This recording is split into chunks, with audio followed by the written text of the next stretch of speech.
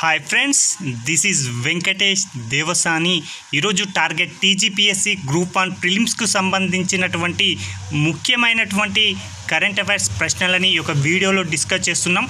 ఈ వీడియోలో కేవలం తెలంగాణ రాష్ట్రానికి సంబంధించినటువంటి గత 6 నెలలుగా వివిధ అంశాలలో తెలంగాణ ఏ విధంగా కరెంట్ అఫైర్స్లో ఉన్నదో దాని గురించి ఈ యొక్క వీడియోలో డిస్కస్ చేయబోతున్నాం.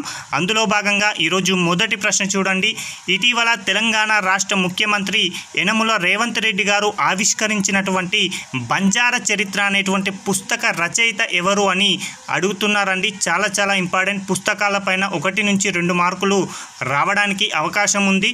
అందులో భాగంగా ఇటీవల కాలంలో తెలంగాణ రాష్ట్ర ముఖ్యమంత్రి అయినటువంటి రేవంత్ రెడ్డి గారు ఒక పుస్తకాన్ని విడుదల చేయడం జరిగింది. ఆ యొక్క పుస్తకం పేరేంటి అంటే బంజారా చరిత్ర అని గుర్తుంచుకోండి. దీనిని రచించింది ఎవరు అంటే మాత్రం ఆచార్య ధనుంజయ్ గారు, అదేవిధంగా ధనుంజయ్ నాయక్. వీరిద్దరూ కూడా సంయుక్తంగా ఈ యొక్క పుస్తకాన్ని అయితే రచించడం జరిగింది. అసలు ఆచార్య ధనుంజయ్ ఎవరు అంటే బంజారా సాహిత్య అకాడమీ వ్యవస్థాపక అధ్యక్షులుగా ఉండడం జరిగింది. అదేవిధంగా ధనుంజయ్ నాయక్ ఎవరు అంటే హైకోర్టు న్యాయవాదిగా ఉండడం జరిగింది. కాబట్టి గుర్తుంచుకోండి. మరొక అంశం అండి, ఇటీవల వార్తల్లో నిలిచినటువంటి జంగూబాయ్ జాతర తెలంగాణ రాష్ట్రంలోని ఏ జిల్లాలో జరుగుతుందని అడుగుతున్నారండి. జాతరల గురించి, పండుగల గురించి ఏదో ఒక విధంగా ఒక ప్రశ్న రావడానికి అవకాశం ఉంది. కాబట్టి ఇటీవల కాలంలో చాలా వార్తలు చాలా జాతరలు వార్తల్లో నిలవడం జరిగాయి. అందులో ఒకటి సలేశ్వరం జాతర అయినా, కేస్లాపూర్ నాగోబా జాతర అయినా, సమ్మక్క సారక్క జాతర అయినా, ఇలాంటి జంగూబాయ్ జాతర అండి. ఎవరికి తెలియనటువంటి జాతరలపైన ఎగ్జామినర్ ఫోకస్ పెట్టడానికి అవకాశం ఉంది. కాబట్టి జంగూబాయ్ జాతర అనేది ఇటీవల కాలంలో తెలంగాణ రాష్ట్రంలో ఉన్నటువంటి కుమరంభీం ఆసిఫాబాద్ జిల్లాలో ఉన్నటువంటి కెరిమేరి అనేటువంటి మండలంలో ఉన్నటువంటి మహారాజ్ గూడ ప్రాంతంలో ఈ యొక్క జాతర అనేది జరుగుతుందండి. చూడండి, కుమరంభీం ఆసిఫాబాద్ జిల్లా కెరమేరి అనేటువంటి మండలం, అదేవిధంగా మహారాజ్ గూడ అనేటువంటి ప్రాంతంలో ఈ యొక్క జంగూబాయ్ జాతర అనేది జరుగుతుందండి. ఇక్కడ శార్దూల వాహిని రూపంలో దుర్గాదేవి యొక్క ప్రతిరూపంగా వారిని పూజిస్తారండి. ఓకేనా. శార్దూల వాహిని రూపంలో దుర్గాదేవి యొక్క ప్రతిరూపంలో ఈ యొక్క జంగూబాయ్ గారిని పూజించడం జరుగుతుంది.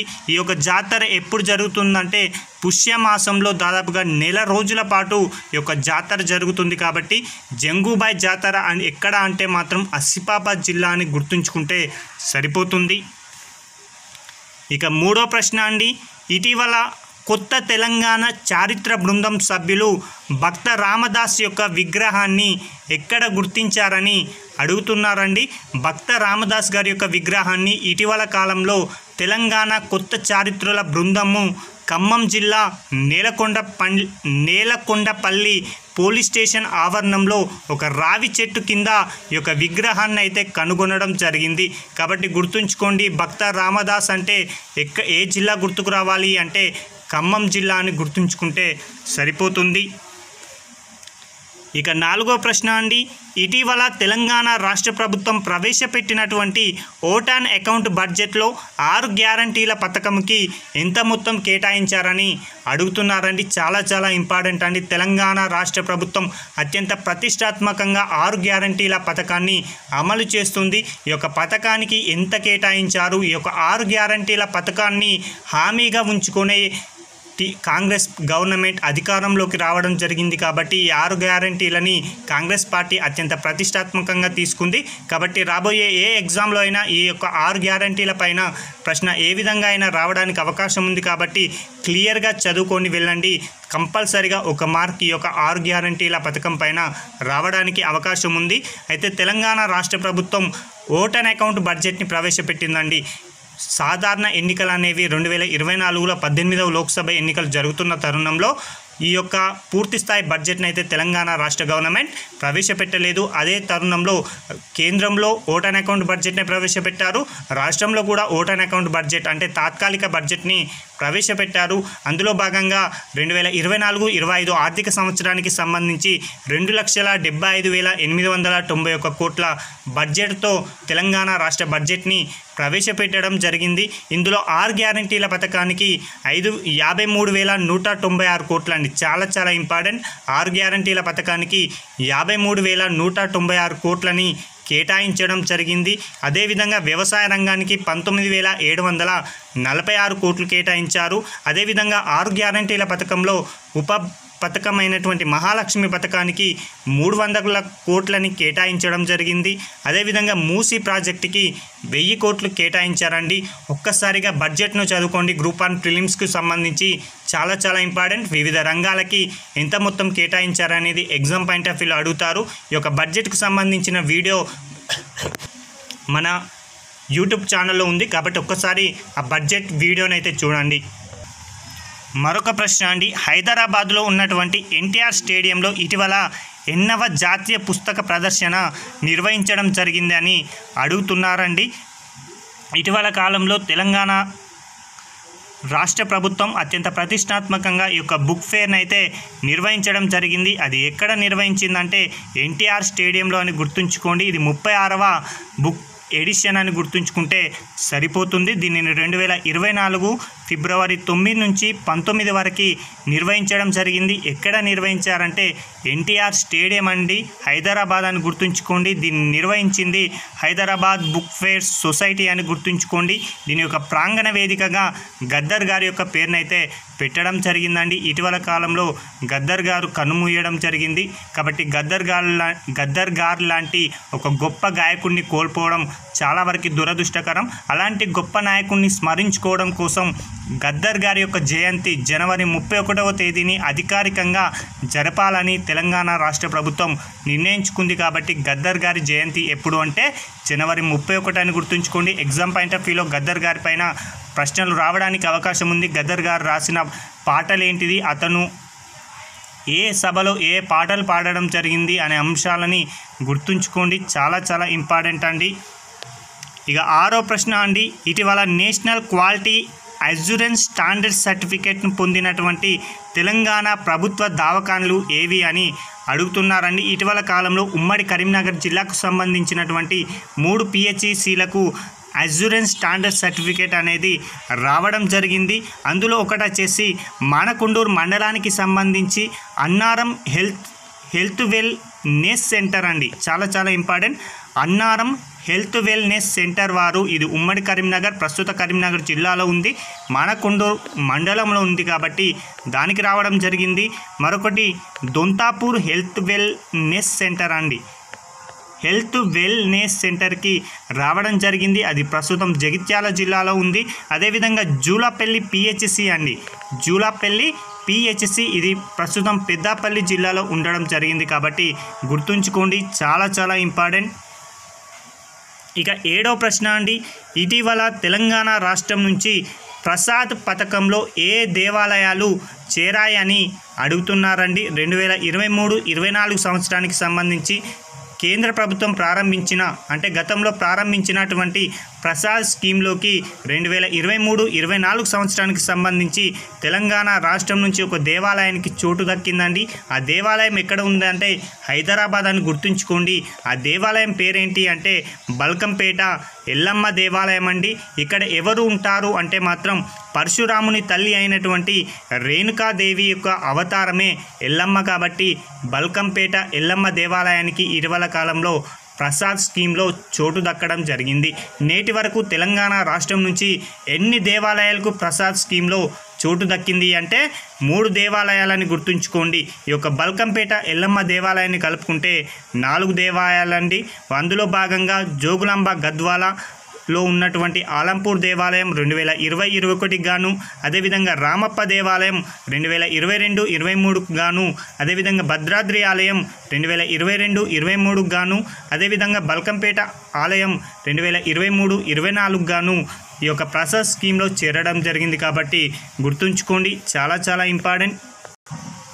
ఇక 8వ ప్రశ్న అండి, ఇటీవల తెలంగాణలోని ఏ జిల్లాలో 2000 ఏండ్ల నాటి నాణాలు అదేవిధంగా 3700 సీసపు నాణాలు బయటపడ్డాయని అడుగుతున్నారండి.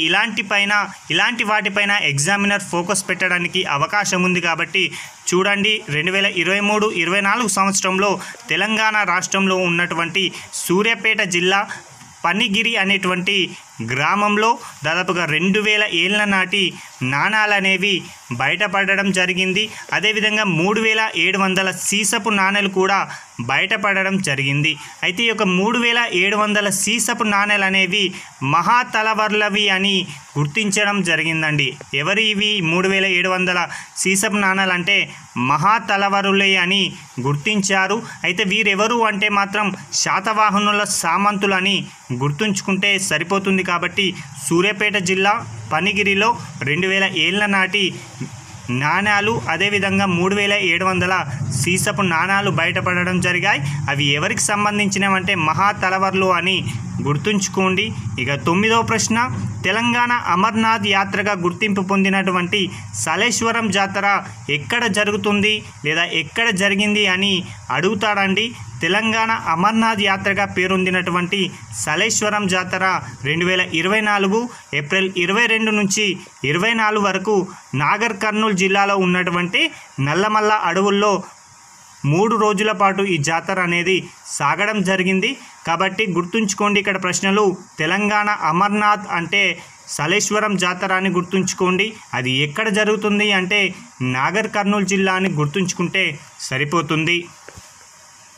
ఇక 10వ ప్రశ్న, పోగొట్టుకున్న చోరీకి గురైనటువంటి సెల్ ఫోన్ రికవరీలో తెలంగాణ ఎన్నవ స్థానంలో నిలిచింది అని అడుగుతున్నారండి. పోగొట్టుకున్నటువంటి అదేవిధంగా దొంగతనానికి గురైనటువంటి సెల్ ఫోన్ల రికవరీలో తెలంగాణ రాష్ట్రం ఎన్నవ స్థానంలో నిలిచింది అంటే 2వ స్థానం అని గుర్తుంచుకోండి. చాలా ఇంపార్టెంట్. అదేవిధంగా 11వ ప్రశ్న చూడండి, ఇటీవల ఇటలీలో భారత రాయబారిగా నియమితులైనటువంటి హైదరాబాద్ వాసి ఎవరు అని అడుగుతున్నారండి. ప్రతి దేశంలో కూడా భారత్ తరపున రాయబారి అనేటువంటి వ్యక్తి నియమితులు కావడం జరుగుతుంది. ఆ విధంగా ఇటలీ దేశంలో భారత రాయబారిగా తెలంగాణ రాష్ట్రవాసి హైదరాబాద్ నివాసి అయినటువంటి వాణి సర్రాజ్ రావు అండి. చాలా ఇంపార్టెంట్. ఇతని పేరు గుర్తుంచుకోండి, వాణి సర్రాజ్ రావు. ఇతడు ఒక IFS అధికారి. అతను ఇటీవల కాలంలో ఇటలీలో భారత రాయబారిగా నియమితులు కావడం జరిగింది కాబట్టి గుర్తుంచుకోండి. ఇక 12వ ప్రశ్న అండి, ఇందాక డిస్కస్ చేసుకున్నదే ప్రజా యుద్ధ నౌక గద్దర్ గారి యొక్క జయంతిని తెలంగాణ రాష్ట్ర ప్రభుత్వం